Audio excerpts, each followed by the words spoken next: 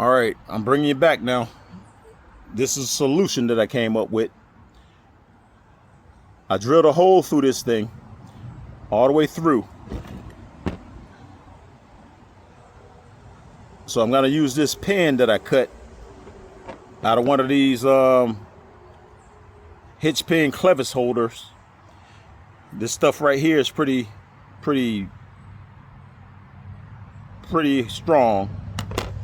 So what I did, I drilled a small hole through here with my drill bit, and I'm going to use this in here like this and bend it over, because this right here,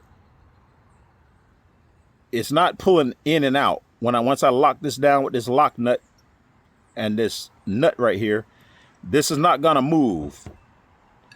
This right here is what pivots, rotates on this arm right here. The throwout bearing sits inside of here, going aft and forth, front and backwards. So it rides inside of this. So I'm pretty confident that when I put this thing in, it's gonna hold this thing still once I lock it all down, and then I can go ahead on and go from there with my clutch install. And it should be sufficient, man. So I'm gonna go with that.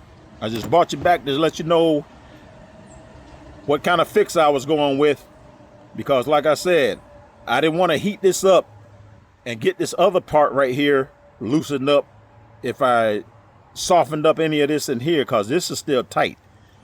The only thing happening when I tighten this thing up, it pulled this thing out of this hole right here, out of this in where it was inserted. So I cleaned it up and pressed it back in, and now I'm pretty confident that this pin right here, once I install it in here like that, and then I bend it over, it'll hold it steady. It'll keep it from pulling out that way when I tighten up the lock nut. And then I get back to correct clutch operation with the pedal. And like I said, this thing rotates like this right here, forward and backwards.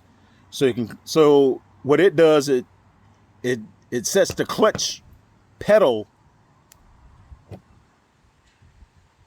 depth for your foot, so when it engages to the throwout bearing to the clutch pressure plate fingers.